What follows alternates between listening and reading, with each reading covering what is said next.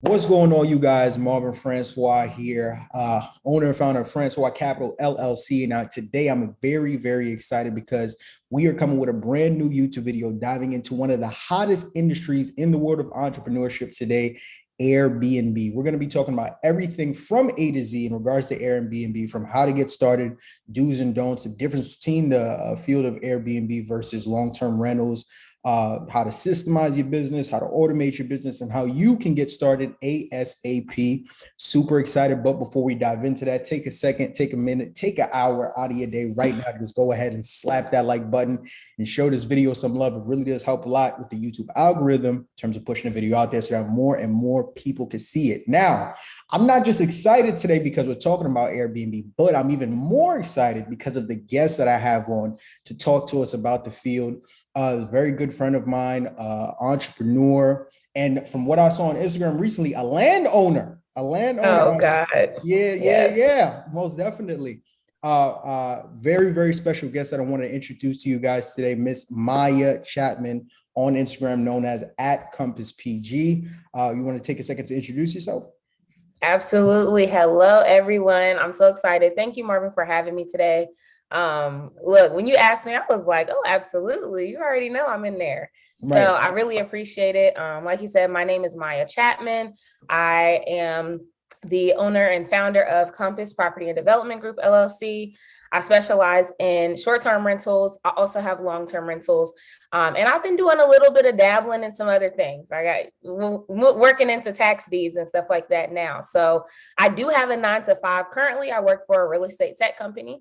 But the plan is that this is my last job, right? So, I naturally don't have an entrepreneurial spirit, but when you see things, sometimes you can't unsee them. So Right. I've seen the time freedom that comes with, entrepreneurship, although it's very difficult. There's just a different sense of flexibility and fluidity that I want, and a different lifestyle that I want to have. And so I've already got a grasp of what it looks like to gain residual income, what it looks like to make money in my sleep. And so scaling up into the point to where, I can quit my job is the absolute next goal. But yeah, I'm super excited. I'm ready to spill everything as it pertains to Airbnb, no holding back, because it's really, really important that, even if it's not Airbnb, even if it's not real estate, that we all find something that we can make money off of, and support our family, support ourselves, and just be smarter and not working harder. So thank you again. I'm so excited and I'm ready. So yes, let's get it. Let's do it. Let's do it. Yes. So let's just jump right into it. Like you and I both know, Airbnb is one of the hottest industries that's up and running right now in the entrepreneurial space. And a lot of people who are trying to find their way in real estate, they've heard about wholesaling, they've heard about fix and flip and buy and hold and things of that nature. But Airbnb, for the most part, is still fairly new, right? It's still on the come up. Talk to us a little bit about the difference between owning a long-term rental like an investment property versus a short-term rental like an Airbnb, because I think that would be a great place to start so people understand the difference between the two. Yeah. So when we talk about traditional rental real estate, we're talking about your typically between 6 months to 1 year lease, right? You find an apartment, you sign the lease, you stay there. It's pretty traditional. It's pretty straightforward. Now, when we talk about short-term rentals, that looks a little bit different, right? So people always talk about Airbnb, but remember, there are other OTAs out there. OTA stands for online travel agency. So we have VRBO. You can also create your own OTA, your own private website. A lot of different avenues there. I think a big difference and something that people ask me a lot about is, should I buy a property to put on Airbnb or should I do arbitrage? Right. So arbitrage is basically you are leasing a space that you lease to someone else. That's the simplest way to put it. Now, I personally own a duplex that I rent out. The top half is a short-term rental. The long half, the bottom half, is for my long-term ride or dies that I hope never leave because they pay their rent early. And then I also have an arbitrage unit. Arbitrage, I essentially found an apartment, or it's a quadruplex that I rent a unit out of. And then they allow me to do Airbnb within it. So it really just depends. I would say, unless your market is just really, really popping, you don't need to buy a property to do Airbnb. Also, you might, the advantage to doing arbitrage is that it's a lease, right? So you can try it out for a year. You sign a year lease, and then if it doesn't work, you can get rid of it. You don't have to sell a property. You don't have to worry about a huge down payment. Those are some different steps. But you might have properties that are multi-use. So you might say, hey, I wanted to buy a house anyway. I'm going to house hack it. House hacking is when you live in one part and then you rent out the other part. So maybe, you try different things. And that's the beauty of real estate. And that's what I love about rentals, is that I've tried a lot of different things and I've been able to pinpoint, like, okay, this didn't work out so great for me. And then this is also working really well. So you can just really pivot. But yeah, those are the biggest differences. When it comes to Airbnb versus, or short-term rental versus long-term rental, obviously with short-term, you're going to have more turnover, right? You're going to need cleaners to not just clean at the beginning and end of a lease. You might need a cleaner 2 or 3 times a week. Right. So it really just depends on how you're connected and, what resources you have around you. And then the last thing I want to touch on, and this is something that I haven't heard a lot of people talk about, is the difference between a tenant and a guest. So we throw those words around and use them interchangeably, but they're not the same. And you want to be very careful, especially when it comes to, because I do private short-term rentals.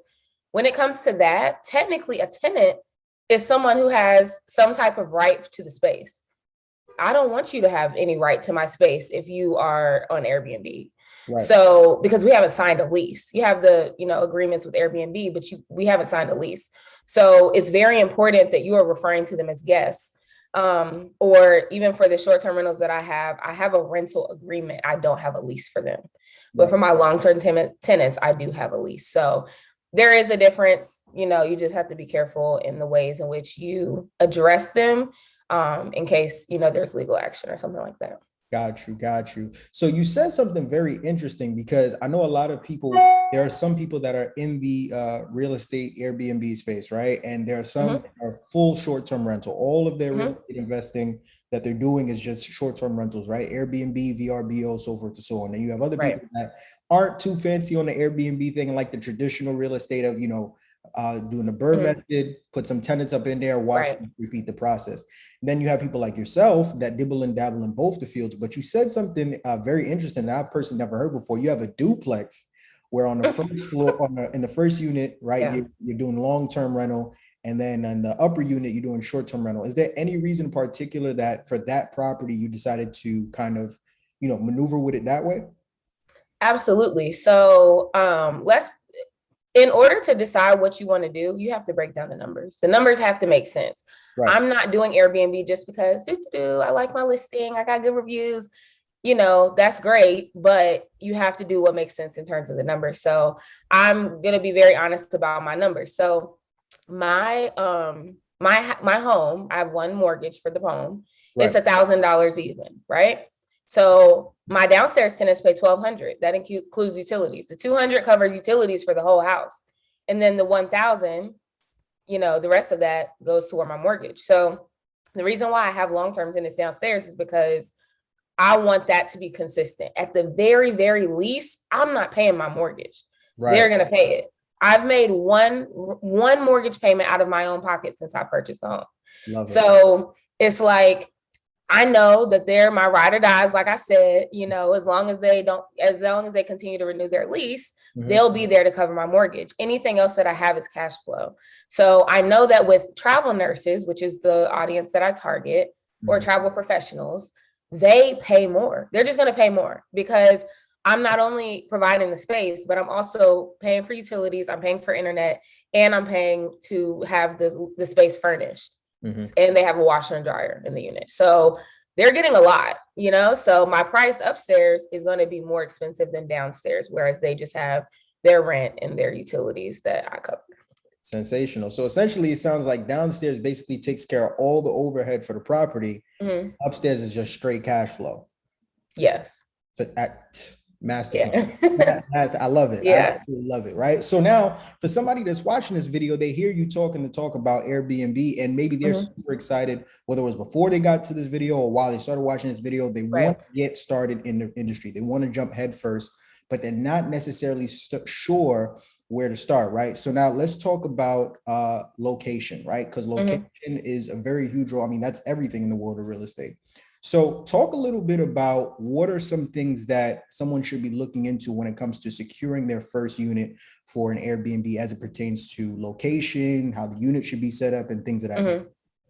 Yeah. So honestly, the most important aspects of the Airbnb business or the short-term rental business Mhm. is location and your cleaners and your communication and hospitality.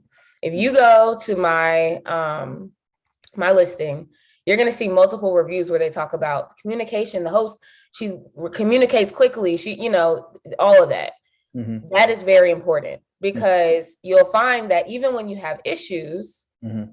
and I'm gonna tell y'all about an issue I just had a few days ago later on. Even when you have issues, if you are responding quickly, then you are going to they're going to appreciate that. Some people still be mad, but whatever. Right. In terms of location specifically, this is again, like I said, like one of the top most important things that you need to care about.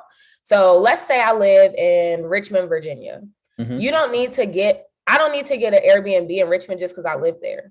You Mm. need to go where the money resides. No, I'm just kidding. You need to go where people are going. Right. So when you're thinking about your location, you want to think about what are major attractions that are attracting people who want to spend money, Mhm. right? Where are people going when they come here? What do people think about the area? Is this an area that a lot of people talk about? Is Right. this an area where there's people they're building a lot, or there's a new Amazon facility, or like that's the types of things you want to hospitals. Right. I have a perfect location for travel nurses because my Airbnb is 6 minutes from Duke Hospital. Mm. So they work nights. And that's why I said you have to develop this persona of the person that you want to attract in your head. So Right. I know my person is a travel nurse. I know they work nights. I know they need to be in a safe neighborhood because they're going to be, get leaving at nighttime. I Right. know that they need somewhere that's quiet because they're more than likely going to be sleeping during the day. I know that a lot of them travel with their dogs, and I can get extra money just by allowing them to bring their pets. Mhm. So these are all things that you want to think about. If you're doing arbitrage and you're looking for a location, Mhm. then does the apartment complex that you are about to get a corporate lease with, do they accept animals? Mhm. I collect a $500 non-refundable deposit just for pets, in addition to their regular deposit that they're paying that's refundable. Right. So, and people don't play about their pets. They want that. So yeah, think about when it comes to location, think about your target audience. Who are you targeting? Don't just try to say, oh, well, I want anybody to stay here. I mean, that's great, but there has to be a specific person or a specific type of person that you're looking for. And then also in terms of location, think about the amenities. Like, what types of amenities are they looking for? You need to absolutely include utilities, because if they're there for 3 months, they're not putting utilities in their name. Right. How close is it to main attractions? How close is it, like I said, to hospitals? What's the functionality of the space look like? Right. Does it feel cramped? Does it feel open? If you're attracting business professionals, you have an office nook or office space where they can do their work from home. So those are just, different things that you definitely have to consider when it comes to location specifically. That's perfect. Now, another thing would ask is when we talk about the makeup of the unit, right? How much does things like beds and amount of beds and baths go into how you personally look into if a unit Mhm. is good or not for Airbnb? Yeah, so it depends on where you're going. So my Airbnb is in Durham, North Carolina. People are typically not coming to Durham or Raleigh for vacation. Right. They're coming to, move their student into Duke University. They're coming for the hospital. They're coming, for those reasons, or as a travel nurse. So you have to think about those things. Now, when it comes to beds and baths, and the reason why I brought up, your audience, really runs everything. That's the purpose that you're there. Right. So if you know that you have a lot of people who are just like one or two people traveling, you only need a 1 bedroom. Right. People might say, oh, well, you can maximize with 3 or 4 bedrooms. You absolutely can. But if you don't have large groups of people typically come into your area and wanting to stay in the same space, it doesn't make sense. And it's going to be more expensive Right. to furnish and, square footage and utilities. And then something else is like parties too. If you got a 1 bedroom, 1 bath, people are typically not throwing parties there. So that's something else to consider. But it really just depends. I would say I had a student or a mentee who was in my coaching program, and she's like, well, I want to do Airbnb in Virginia Beach. And I said, okay, in your case, it makes sense to have a 3 bedroom because people who are going to the beach are usually traveling in groups, right? So, okay, you can maximize the space. You can add extra cots or beds. So Right. that way more people can stay there and you can charge more. Got you. That's another major gem right there. So you said something a little bit earlier that I really want to dive into because I think this is one of the more focal points about, arbitrage and short-term rentals, and that's commercial leasing, right? Mhm. That's one of the biggest parts that go into it because, a lot of times people are trying to get into Airbnb, but they're not necessarily sure who to go or where to go to find Right. landlords or just property owners that are open to commercial leasing. Like, for example, I live in New York. New York is not allowing you to do Airbnb unless you Mhm. yourself own the property, right? And as you and Mhm. I know, the basis of what makes this business so beautiful is you don't need to own the property. You're basically Yeah. essentially you're subleasing, right? And that's you're able to run your business from there. So how can okay, we understand location, we understand what you're Mhm. looking forward in terms of utilities and minimum. Right. Now, in terms of finding a property owner or landlord that's open to commercial leasing, how could we go about doing that? Yeah. So you don't have to do corporate leasing if you don't want to. Some people, the biggest difference between corporate leasing and not doing corporate leasing is it in your business's name or is it in your name? Now, when you do put it in your name, you do run the risk. Mhm. So when people talk about corporate leases, they have a business background. Like that's something that you have to have. Like you're not going to get a corporate lease if you don't have that. They're going to be looking at sometimes trade lines. They look for business references sometimes. Right. They're going to ask you, how long have you been in the business? They're going to look at your business credit score. So because they want to make sure that your business makes enough money to Right. pay them, to pay the rent. And so when it comes to private landlords versus apartment complexes almost always are going to be corporate leases. Mhm. But landlords are more flexible. And so there's a advantage to that. And so sometimes you might have a landlord who you don't have to necessarily have a corporate lease. You can put it in your name, but it'll be in your business's name, but you don't have to have the same Right. like specific qualifications that are required if you use an apartment complex. Mhm. So does that make sense? That's kind of like the biggest difference with that. But when it comes to, you asked about, how to like get into that, what that conversation looks like with the landlord. Right. I would say the biggest thing is to identify pain points. I specialize in the Facebook marketplace kind of method. I Okay. found my arbitrage unit on Facebook Marketplace. So I said, went to Facebook Marketplace, looked up 1 bedroom, 1 bath, close to Duke University or Duke Hospital, same thing basically. And I started reaching out. Mhm. So I don't know if you sold something on Facebook Marketplace before or you have bought something, but the pre-filled response that says, hi, whatever their name Right. is Yeah. this Yeah. Yeah. available? Yeah. You don't want to do that because if you have a popular property or item or whatever that you're selling, Right. you're going to get a lot of those generic messages. Mhm. As a person who's seeking a landlord who's going to allow you to do corporate leasing or allow you to do Airbnb, Mhm. you want to stand out. So this is how it goes. You message them on there, hi, whatever your name is. I'm very interested in this unit. Are you doing any showings or can I schedule a showing? Right? You're not going to just come out the gate and say, hey, do you allow corporate leases? Because corporate leases are becoming more and more popular. So a lot of the landlords and especially apartment complexes, they're hip to it now. So they're like, nah, so just get in the door, ask them if they're doing showings, and then you set up your showing. Before the showing, because you don't want to waste your time, before the showing, message them and ask like, hey, I do have a few more questions that I want to ask you. Are you able to talk over the phone? right? So you'll talk to them, get them on the phone. You start to build rapport, right? You start to ask them questions about the property that aren't in the description, right? Because you should have done your research. Right. Don't ask how many bedrooms and baths it is if it says it on the listing, right? But you can ask other questions. What's the proximity to this? Can you provide the address? Those types of things. And then you're going to ask them, like, let them know, I am wondering also, would you allow me to re-rent the space? You just ask them. But you want to get them on the phone because they can leave you on red on Facebook Marketplace. So get them on the phone, ask them, be honest. I know a lot of people try to do it and not tell the owner or whoever, but that's just not a good idea.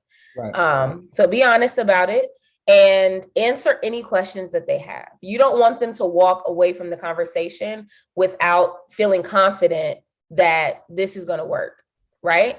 So something that they typically, when I say, would you allow short-term rentals in this space? They think that I'm asking, can I rent it just for a few months? But I clarify and let them know I am actually renting, I'm still going to do my 12-month lease with you, but would you allow me to re-rent this space? Now, some landlords are going to get nervous, right? But this is why you identify pain points, because if you know what they need, you can tailor your responses to align with that better. Right. Perfect example. The space that I have, the owner actually posted it on Facebook Marketplace, but they had a property manager that wasn't doing their job. They had been doing renovations on this quadruplex for like 4 or 5 months. At this point, they're not making any money. Right. They just want somebody in there who's going to pay their rent.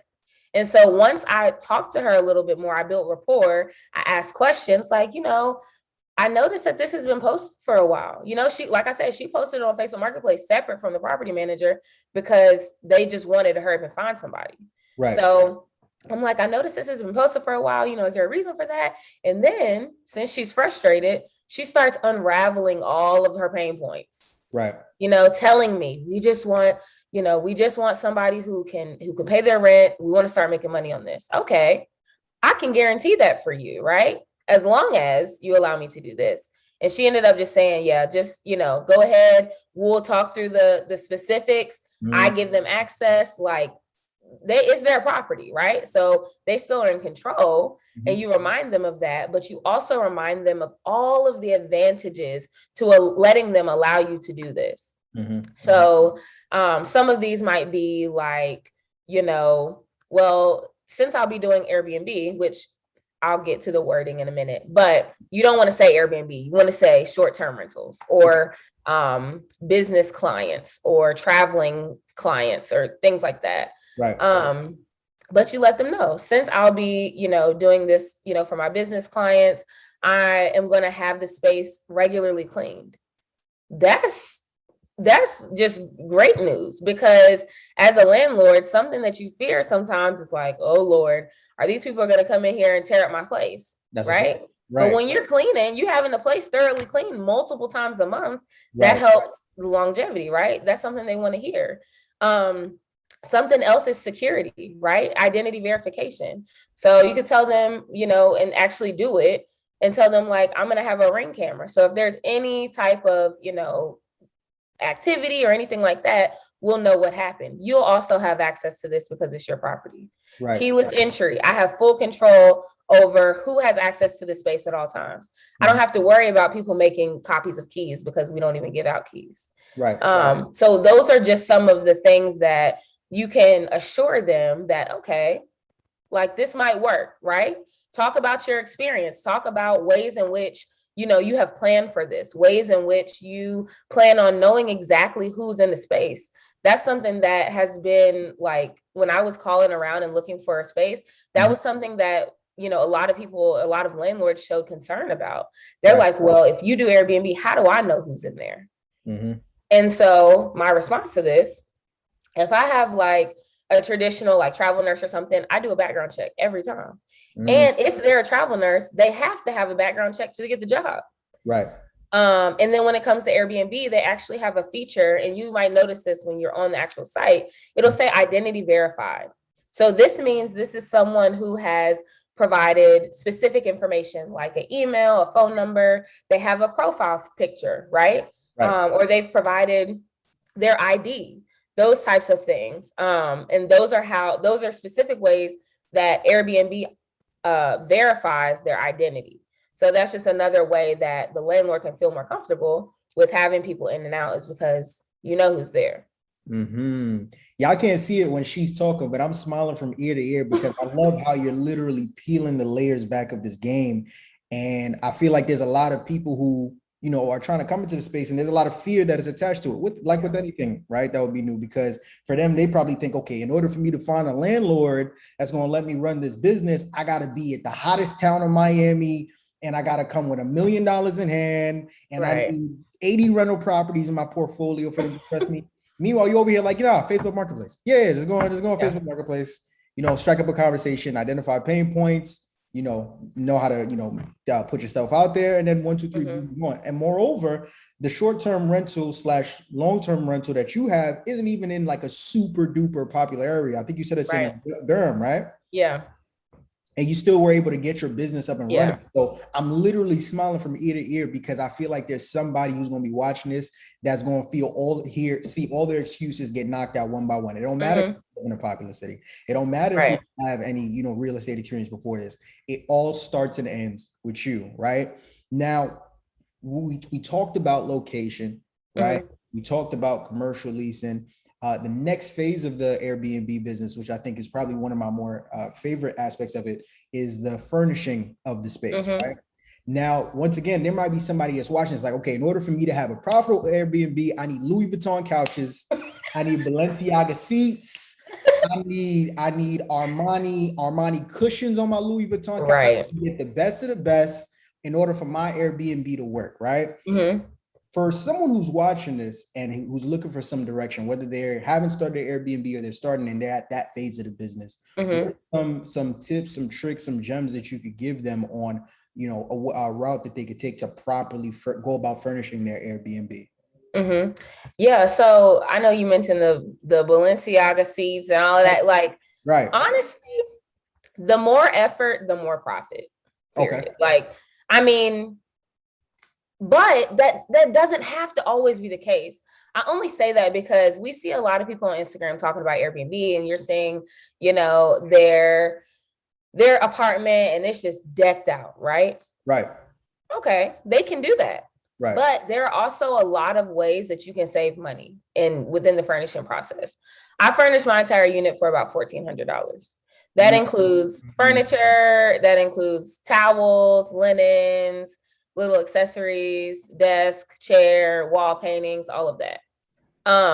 Now, it also depends on how much legwork do you want to put into this? How much time do you have on your hands?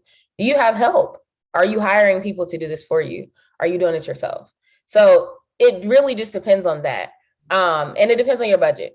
But like I said, I fully furnished mine with about $1,400. I got my furniture on Facebook Marketplace. I love it.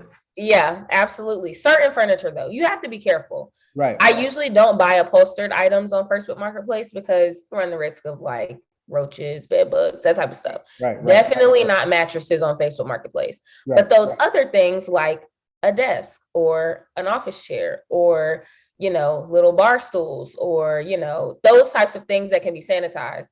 I got those on Facebook Marketplace, and I'm talking them down too. So they got a desk on here for $50. I said, I'll give you $35. I can pick it up today. All right. Right. There you go. Boom. And so, yeah, Facebook Marketplace has a lot. Also, Ross, TJ Maxx, Home Goods, it doesn't have to be this hugely expensive thing. Right. I get all of my linens from Sam's Club, which is like a wholesale place. So like, I know some people go to Costco or BJ's, but there are specific, and in my coaching program, I actually have a list of all of my furnishings. So you could literally, and all the links. So you could literally just click and order everything in one swoop if you want it. But yeah, like, I get my comforters from Ross. Like those types of things are just things that I kind of have collected over time. But yeah, the furnishing, it really just depends, again, who is your target audience? If this is a little gem too, something I plan on doing when my current person moves out, is if you have travel nurses, get blackout curtains in the bedroom. Mm. Because again, their sleeping usually every travel nurse I've had has worked nights. Right. So they're sleep during the day. So how comfortable would it be if they could come home and it still be dark in the room? Right? Those are the things you have to think about. That's why I said your target audience, you are thinking through their lens. Right. Don't just get, oh, I like the color red, so I'm gonna get, I love pink. Pink is my favorite color, but the people that stay in my spaces don't care about that. So it doesn't matter. So yeah, but you can definitely do it with lower capital. You can find ways to spruce up the place, find ways to make it feel more comfortable. You want people to feel at home. You don't want them to walk in. I've walked into Airbnbs and I'm like, ooh, this ain't it. Right. You know, or which I'm a little more, critical because I do Airbnb, but I'm like, wait a minute, why they fold these towels up like this looks crazy. So those are all little things that go into their overall experience. But like I said, it's based on what the people that are staying there are gonna like, not what you like. So you just got to do a little research. Even today, and this is the last thing I'll say, I will randomly go on Airbnb and just go to different cities and look at the Airbnbs. Right. Like, do your market research. Right. If you're like, I don't know where to start with my unit. What are other people who have bookings doing? Don't compare yourself to people who have open availability because nobody's booking them or don't have any good reviews. Right. Go to the people who have a lot of good reviews, who are booked out, and see what they're doing, where you could be filling in the gaps in the space that you had that might be in the same area to where, all right, now you're their competition, So that's just, a few pieces on that. I love it. I love it. I love it. Wait, so you mean to tell me you didn't use Giorgio Armani sheets for your Airbnb? No, absolutely not. No Louis Vuitton cushions, no Gucci mat, nothing like that. Just, I heard Sam's Club, I heard TJ Maxx, I heard Ross, Marketplace. Yeah. Right? So basically, and only $1,400. So based on everything, anybody can do this. This is not for those that are, I need 100,000 and up. You can get this going, even if you have, little to not too much startup capital when it comes to the furnishing. And once again, that's so huge because, like I said, I know there are so many people that let fear get the best of them and think that they need all these things in the world to get started, where that's not necessarily the case. And even to your point about the blackout curtains, I love that because that could be the difference between you getting a 4-star and a 5-star rating. Right? Because once again, knowing your audience. Okay, I live in an area, we have travel nurses, I know they sleep during the day. That's a different level of thinking and empathy, right? For people that you have coming in. Now, one thing leads to another. Next thing you know, you become an all-star host. It's not because you have this fancy furniture in there, but that one minor detail that you implemented that had people coming back. So I absolutely love it. So now we got the location, right? We got the leasing figured out, right? We got the furnishing figured out, but we're not quite there yet to list Airbnb, because there's another integral part of the business. And I think this could be arguably is the most important part of business, the housekeeping, right? Very, and you have an Airbnb, and you've been in Airbnb, so you already know how crazy and how important this can get. Talk to us a little bit about some of the systems that you put in place, because with Airbnb, unlike a long-term rental, right? Long-term rental, tenant's responsible for cleaning. Short-term, that's on you, right? And you got a guest coming in. It needs to be spotless.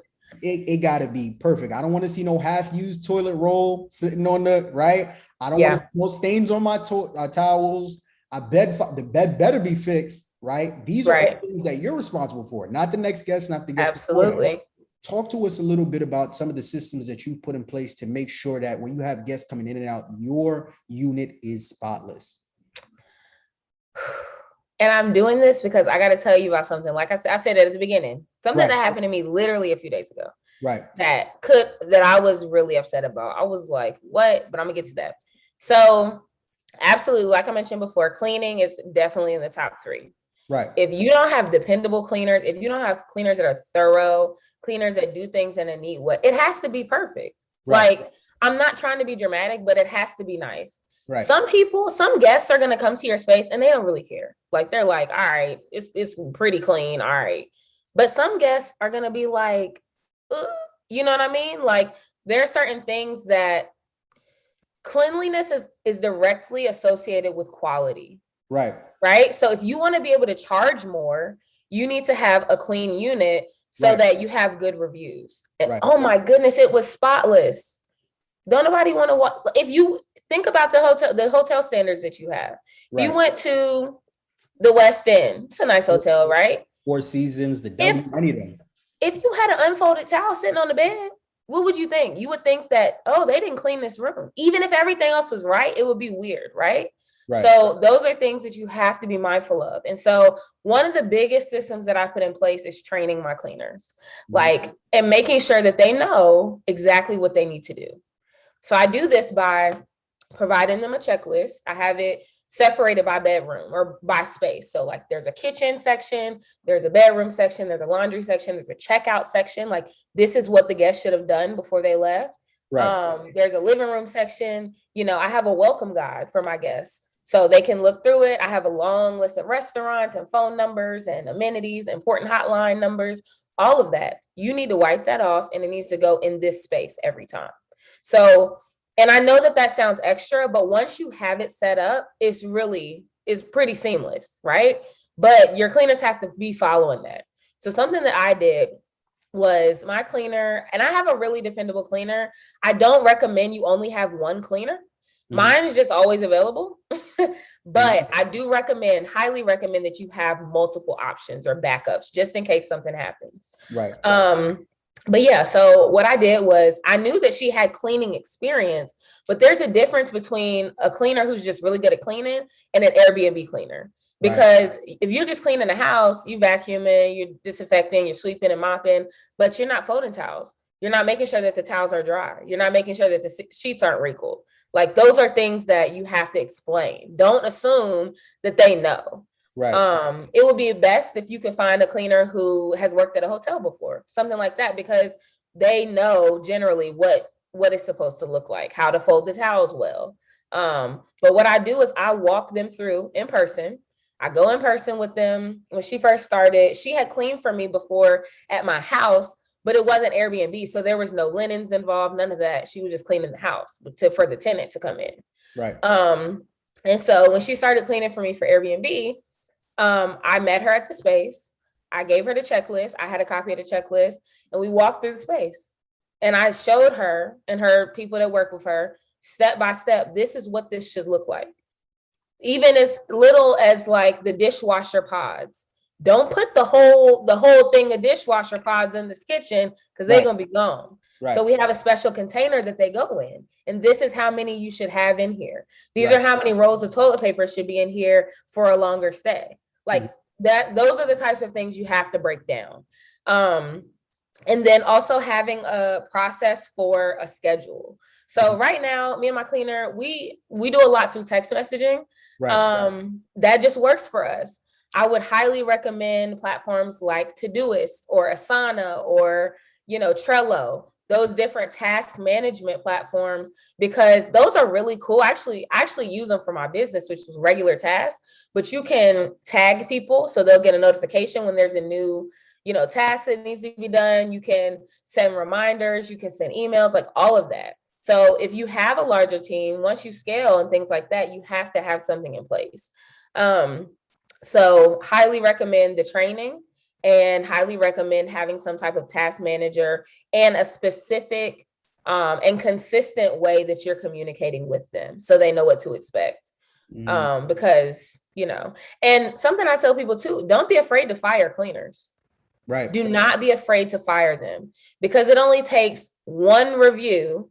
If you only got 3 reviews and one of them said the place was dirty, I'm gonna believe the place is dirty. You know what I mean? That's a fact. So that's something that's very important. Now, this is something that happened to me this past weekend. Me and my cleaner, we've made amends now.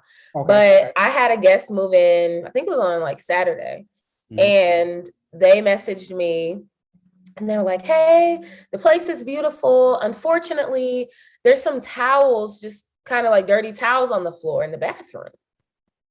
And I'm like, and they said it was something else, like some trash or in the trash can or something like that. And so I always check with my cleaner before I message them back. I said, hey, did you clean the space today? Make a long story short, she forgot to clean that day. So the guest walked in there and the space wasn't clean. Yikes. So Right. that could have been really, really bad, depending on the person. Like I said, some people, this lady was really nice because I jumped on it. My cleaner was there to Right. clean within an hour of Right. her reporting that to me. So that's, she ended up giving me a 5-star review and saying great things. She didn't mention nothing Right. about, and I was scared. I was waiting for the review, like, oh my God, like, is she going to say something? But Right. she didn't. And the reason is because of, again, number 2 most important thing, the hospitality and the communication. And so she even told me, she was just like, I knew you would respond super fast. Thank you so much for taking care of this. Right. And I apologized twice. I'm like, I'm so sorry this happened. There was a mix up on my end. I take responsibility for that. This is how this is what the solution is. Right. So, that's, you just got to be on them. And then I also refunded her the cleaning fee because she asked for that. She was like, can I at least have the cleaning fee back? I said, absolutely. Yeah. Take it. Right. Because I don't want a bad review. Right. So all it takes is that one review to come in and like, oh yeah, the place was cool. But once you see that but is like, you understand, you zoom in a little bit. That could be a factor between you getting your next 3 guests versus your Airbnb going right. Absolutely. So I love that. I love that. And I love the fact that you're an extremely proactive host within the short rental space. But listening to you talk about all these things, talk a little bit more about systems, right? Because you don't have to say exactly where you're living out of right now, but you don't live in the same state as your Airbnb, correct? Oh yeah. So that's a very, very big thing Yes. too, because there are some people that maybe they live in like Montana, but they want to start their Airbnb in Texas, and they want to know how to properly put certain systems in place, right? Where they're still able to manage their Airbnb properly, or so that their Airbnb can run smoothly without them being there. So talk a little bit more about, some of these systems that you've been able to put in place to make sure that on a daily basis, your Airbnb is running the way that you want it to. Yeah. So the biggest thing is having a team. So yes, like you mentioned, I actually just moved to Atlanta like a month ago. Okay. And I was very nervous because I'm like, oh my gosh, I'm a control freak too. So that was a little bit of that. But I was like, if something happens, I'm not going to be able to drive. I can't drive 6 hours back to Durham to take care of it the same day. Right. So I made sure that I had a team before I left. So I already talked about the task management with your cleaners, especially if you have multiple folks, having some type of task manager. Something else that is very important is the keyless entry needs to be remotely controllable. So that means that I have an app that I can see. I literally get notifications when someone opens the door. I can see what time they open the door. I can see, and I have different codes for different people. So I know who is who. My cleaner has her own code. So I'll know if she didn't go and clean that day because she didn't open the door. Right. And then I have 3 other individuals who are part of my staff who are there as like boots on the ground. So I call them essentially if there's an issue or if there's something that has to be tended to in person. Like if I can't handle it on my phone or virtually, then I call them and they essentially will go in and handle whatever needs to be handled. So in terms of the systems, yes, you absolutely need to have help, especially if you're doing it virtually. But even if you're not, like you could be busy. You can't be the only person that can do something. Right. Because if something happens and you're not available or you don't see your phone or whatever, then there's a problem. Right. So those are some of the systems that you can put in place. And there's also like pricing strategy systems that you can use where your pricing will fluctuate. Your nightly pricing will fluctuate based on, how booked you are, how not booked you are, and also based on like weekend versus weekday. And so you can definitely use those types of things. So yeah, those are the systems that I have in place, and just documenting the process. Like I said, I have that checklist. So if I have to fire my cleaner tomorrow and get a new one, I already have the checklist of exactly what the new person would need to do. And that is something that helps me not have to do as much work. I'm not making a checklist every time I get a new person because I already have it. Right, man. Major gems, major gems. So let's start from the beginning, right? We got the location, we figured that out. Mm-hmm. Leasing, figured that out. Absolutely. Furnishing, got it, right?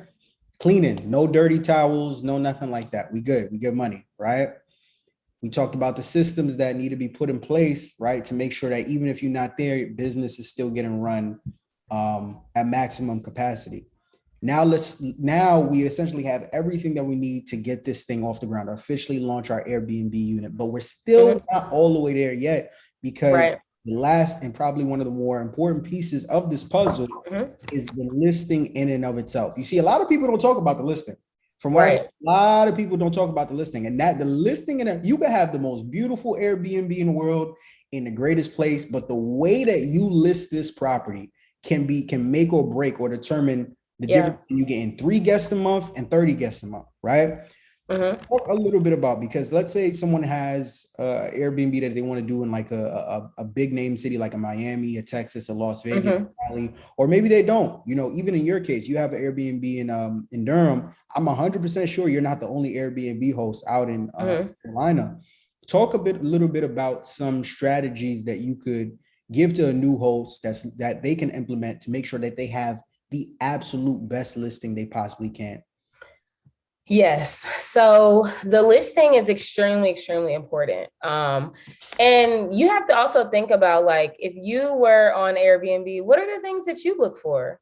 Right. Like, if you look, okay, the listing needs to be complete. Complete. Everything. Don't shortchange your listing. Even if you have to take some more time on it, make sure that everything is filled out.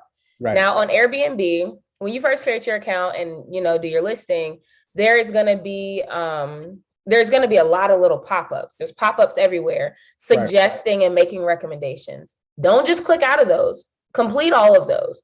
They're going to say, oh, we recommend you turn on instant booking. Don't forget to finish your description. Don't forget to make these accessibility settings here. Don't forget to, add your cancellation policy. All of those things have to be filled out. Right. Because the more complete your listing is, the more legitimate you look. Even if you have a new listing and you don't have any reviews or anything yet. There are also things that you can do to increase your SEO.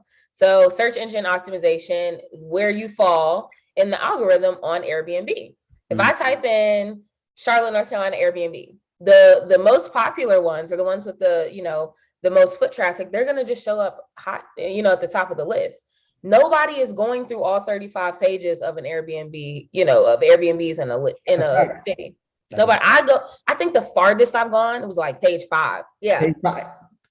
After page 5, I don't want it. I don't want it. Right, because why are you so low on the list? Right. And also, I got to be pretty desperate to go that far because I got Expedia, I got hotels, I got bookings.com, I got Airbnb, I have too many options to be wasting my time doing all of that. So some things that you can do, and people don't know this, but the more clicks that you have on your Airbnb listing, the higher you are up in the SEO.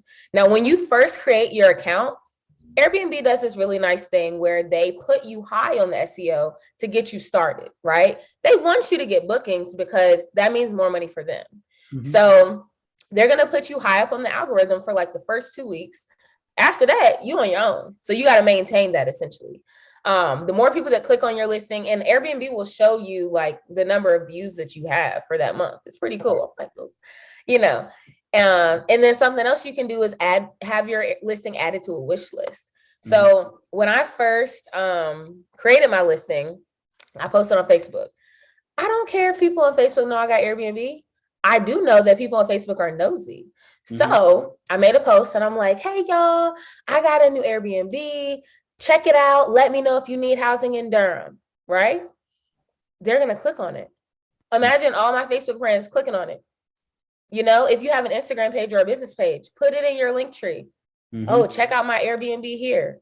I sent my Airbnb link to like 25 of my friends or people I knew, family members. I'm on my grandma's phone, my auntie. I'm telling them, make an Airbnb account, add my property or my listing to your wish list. And by wish list, I mean like if you see on Airbnb, there's like a little heart on it. It's like favoriting the listing. Right. And then it'll have you put it in like a folder essentially. So I'll say like, okay, Durham Airbnbs, and then I'll just add it to that wish list.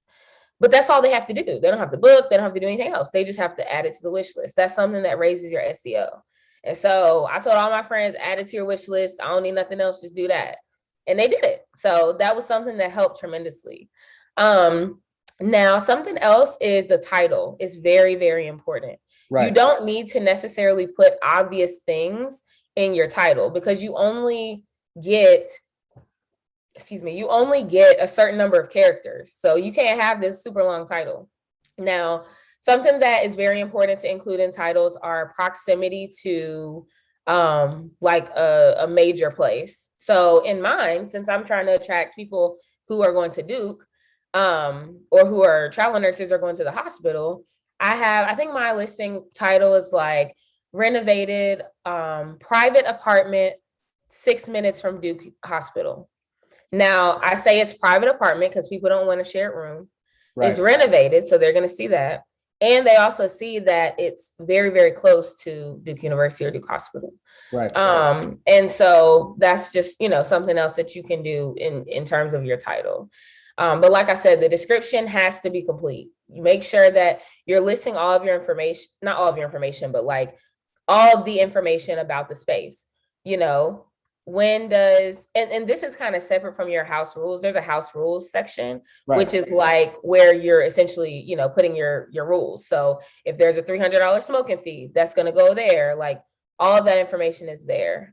Since mine is in a quadruplex, I let them know you're sharing a driveway with other people.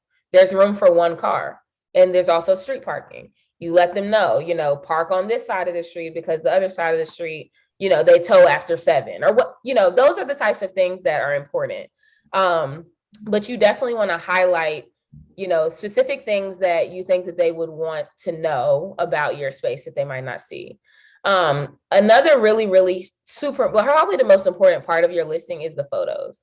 Mm-hmm. So don't be cheap, y'all, trying to take pictures on your camera. Like, you can tell the difference between professional photos and non-professional photos. That's a fact. Like, you can get professional photos of your listing for like $150 or something like that. Right. And there's different sites that you can go on to actually find real estate photographers. And it's important that you find a real estate photographer because it's different from somebody, your cousin that just do lifestyle photos of people. It's a different type of angle that they have. It should be a wide angle. It should be brighter and, the brightness on the photo. So make sure that whoever's taking your pictures understands that, especially if they're not like a real estate photographer. Like the person that did my pictures, she's a regular photographer, but I sent her 3 or 4 listings that had great pictures that I'm like, this is what I need. This is what I want my photos to mimic. So don't go cheap on that because it's actually proven that, the professional photos do yield more guests and more reservations. I love that. Listening to you talk is so refreshing because I'm learning a lot about the space through you, which I love. But the number one thing that sticks out to me with you breaking down every phase of the business is how detail oriented you have to be in order to be successful in this field. Because you got to think about this. At the end of the day, you're trying to get people to come into a space where they're going to lay their head for X amount of time. So you better not mess up on the photos. You better not play with the housekeeping. You better not. Right. I wish I would come in an Airbnb and see a bed bug on the couch. I'm fighting. I got to slap by somebody. You understand me? Right. I love how thorough you've been throughout this entire video, just breaking all of that down because there's a lot of people. I'm pretty, social media does a really good job of glamorizing a lot of things, right? This is a great field to get into, don't get me wrong, but don't think you're finna just come in here, Airbnb 1, 2, 3. It don't work like that. It doesn't. Make sure you have all your ducks in order, right, to succeed. And you're a current B&B host, so you can speak to that way better than I can. So I'm very thankful and very grateful that you're breaking this down the way that you are, right? But remember, of course, we're talking about the short-term rental space. It's not just Airbnb. I know that's the most popular platform out there, but there are several others out there that people can utilize to get their short-term rental business off the ground. Let's Mhm. say I have a unit and I put it on Airbnb, and for whatever reason, it's just not working. Airbnb don't like me like that. Mm. Or maybe let's say I have a unit and I don't even want to do Airbnb. Everybody, I want to do something different. Can you speak a little bit to, let's say I want to get started with my short-term rental business, but I don't really want to go the Airbnb route. What are some other methods and other routes that I could take to get things going? I would definitely say don't just do Airbnb. Remember, you have VRBO too. The beautiful thing about VRBO is that it's owned by either bookings.com or Expedia. So a lot of the times your listing will also show up on those other sites. Very important. VRBO typically attracts more like long-term people, meaning like 2 weeks or 3 weeks, rather than just a weekend. But again, it just depends on your location. So if you don't want to do Airbnb or VRBO, you can also do you can do private rentals. You Right. can post on social media or Facebook Marketplace.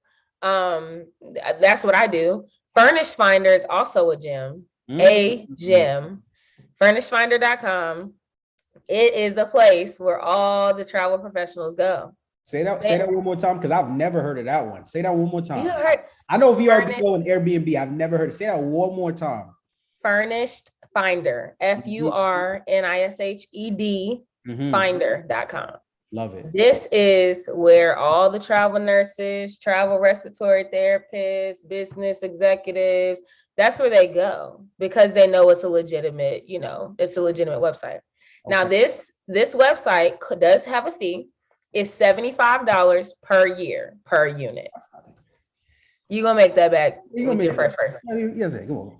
So, and the leads come to you. I actually just made a reel about this like a few days ago. The leads come to you. I'm not reaching out to people. I can if I want to, but they have a list of people who have who like basically their needs are exactly what you provide. Then they also have a list of people who are looking for spaces in your area, but there might be one or two things that you don't provide that they need. Like if I don't allow pets, and they have a pet, then they'll show up on that second list. But their contact information is there. You can reach out to them. Most of the time they reach out to you. They'll send you a message on the platform and then you answer questions. You'll have a listing on there as well. So you can list all your information, monthly costs, you accept pets, security deposit amount, all of that. And yeah, so Furnish Finder has been a gem. And I just really, really love doing travel professionals because they're coming to work. So they have money, right? Or they're getting a stipend or business is paying for something. Right. I don't have to worry about, they lost their job due to COVID. No, they didn't, because they're coming for the job. Right. So, those are some things that I really like about that. But yeah, like I said, you can do Facebook Marketplace. You can have your own OTA. And Airbnb doesn't like you to get guests, off the platform. But I mean, you get a guest on Airbnb and then the next time they come to town, book through this website instead. You'll get a 10% discount for booking with me. And they don't have to pay the fees that they have to pay with Airbnb. It's crazy, the fees. I had a guest, they paid like $413. My payout was like $350 or something like that. Yeesh. So the difference of that was the fees. Right. So they're wanting to avoid those as well. So it's a lot of different avenues for it. And then, last but not least, Facebook groups. So there's actually a Facebook group called, and I don't know why it's called this, but it's called Gypsy Nurse. That's a huge Facebook group that has like thousands of nurses in it who are traveling. And landlords will add themselves to the group and then they'll post their list and, hey, here's the pictures. This is monthly rent. Contact me if you need a place to stay. And they'll comment on the photos or they'll PM you. So it's a lot of different ways that you can gather leads other than Airbnb. Love it. It's illegal how much gems you dropped in this video. It's illegal.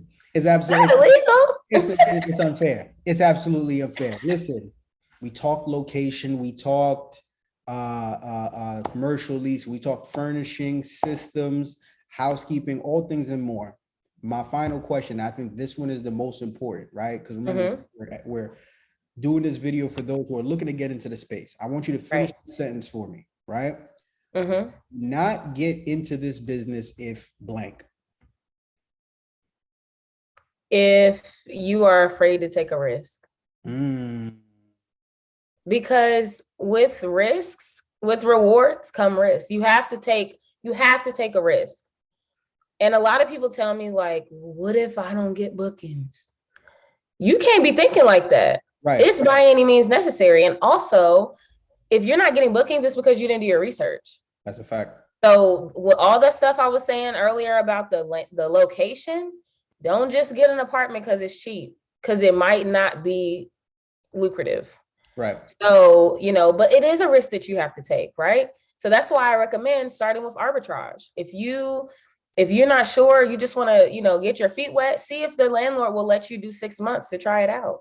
Right. You know what I'm saying? Make sure you have enough capital to cover the rent if something goes left.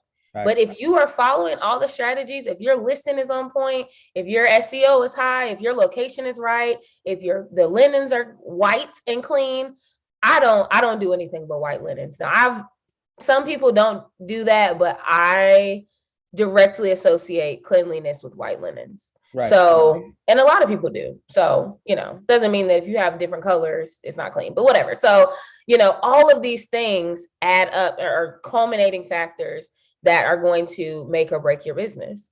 So, it's just a risk. So but once you start making money, you're like, okay, let me figure out how I can make this better. Right. It's been a couple months. Let me replenish my linens, switch my stuff up so that way it still feels fresh and still feels new. So it's going to be a risk associated, and you cannot let the risk or the fear of, whatever happens as a result of the risk stop you. Because if you do, you still ain't got an Airbnb. Right. Or you still don't have, that trucking business that you want, or you still don't have whatever. Right. So you got to just take the risk. And that's why it's important to have business credit. That's a whole nother conversation, but that's whole different. Or even personal credit, right? I started my Airbnb with personal credit. Mm-hmm. I started everything. I think overall, all the costs was like maybe a little bit less than $4,000. Break that quickly. You don't have to get too deep. Break that down a little bit, because I think that's the most important thing. There's somebody who's watching this, maybe like, well, how much money do I need to get started? How much did it take you from top to bottom to get your Airbnb? Not maintain it, but just to get it started. Let me see. All right, so I have my calculator here. Go ahead. Give us the numbers. No, because it's important, because you want to know what you're getting yourself into. So my rent, and again, this depends on the area, right? It depends on the area. So this is based on Durham, North Carolina. Right. Cost of living is pretty decent there. So my rent is $1,075 a month. So that was my security deposit, was first month's rent. So I think I paid the prorated months, I paid the security deposit and the prorated amount out of my own pocket. Because I hadn't made money yet. So $1,075 for that. I think prorated rent was like $400 something. I don't know. But $1,075 plus, like I said, the $1,400 for the furnishings and utilities. I have good credit. So when I was transferring those utilities in my name, you know how sometimes they'll say, well, we got to do a soft pull to see, what your deposit's going to be. Right. I didn't have to pay the deposits on the utilities because I had good credit. Right. So, but if you do have to pay deposits, that's okay. It's usually no more than like $150. Right. So let's say to get the utility started, you paid like $300 or whatever. Right. So that's $1,700, or no, I did that wrong. That's $2,775. So I spent actually $2,475. To get everything started. And that includes linens, that includes, some cleaning supplies and all of that. So it's not bad. Right. It's really not. But that can look different. Like I said, I'm not trying to say, oh, get your business started with $2,000. Right. But, it looks different. But I think $5,000 is a really comfortable starting point. Because as you move to the luxury, and it depends too. Are you in a luxury apartment? Right. Where the rent's going to be $1,600, that just looks different. So yeah, that's the startup cost, but there's really nothing else associated with that.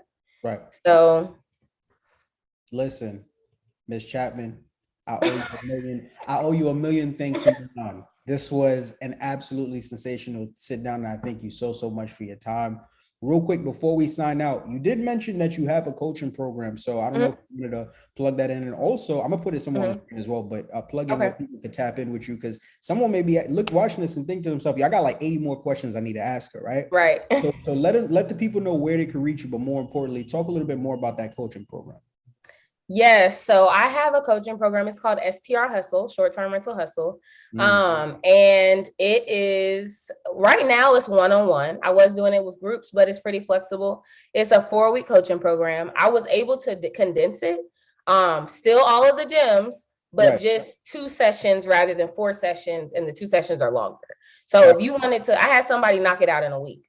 We met on a Tuesday and a Thursday, and they were done. Right. So if you want to do that, you can do that. But yes, with this, I'm walking you through everything that I walked you through with today, plus more details. So, I have my furnishing list, like I told you, I have my list of just resources, like what websites to go to find professional photographers, what websites to go to find cleaners. I provide my cleaning checklist, so you don't even have to do that. What else? There's a bunch more. It also is accompanied by a Facebook group. So I have my recordings there. So if you need to go back and watch the recording, then you can go back and look at it. And then you can also just share your wins and your losses. And so it's a community that is meant for that, so that, people can understand that, okay, I'm not doing this by myself. Like, this is something that, like I said, you have to take a risk with. And Mhm. so, but the coaching program is there so that you don't have to take as many risks and make as many mistakes as I made. And Right. that's really the importance of those types of programs, is that, you know, you're paying to avoid the mistakes that I made, That's a fact. because I'm going to warn you, wait a minute, don't do that, because this is what's going to happen. Mhm. So yeah, that is something that I do, pretty flexible. It's very flexible. I work with your schedule and things like that. And if you need to reach me, you can reach me at Compass PG on Instagram. And yeah, that's pretty much it. Just DM me STR Hustle if you're interested, and we can go from there. Love it. Love it. Listen, thank you again so much for your time. I had an absolutely phenomenal time. I learned a lot. I'm about to go start an Airbnb myself. This is absolutely sensational, man. Thank you so much for your time. I really do appreciate you for sharing your knowledge and expertise with my audience, and for everybody that's watching, whether it be current subscribers or new subscribers, whoever it may be. Tap in with Miss Chapman at Compass PG. You said, right? Mhm. Definitely sign up for the coaching program as well if you're interested in getting in the field. One thing I've learned from personal experience, it's always better to have a sense of mentorship, right? Somebody who's been Right. there before, so you can Right. avoid the pitfalls that they went through, right? So you don't got to go through it. Yeah. But once again, thank you so much for your time, and to each and every single person that tapped in. I hope you guys enjoyed and received a lot of value. If you did, don't forget to take a second, take a minute, take an hour out of your day right here, right now, to go ahead, slap that like button, and subscribe for future videos to come. I'm Marvin Francois. This is Maya Chapman. I've been good. Y'all have been great. This has been amazing. As always, thank you and God bless. Peace.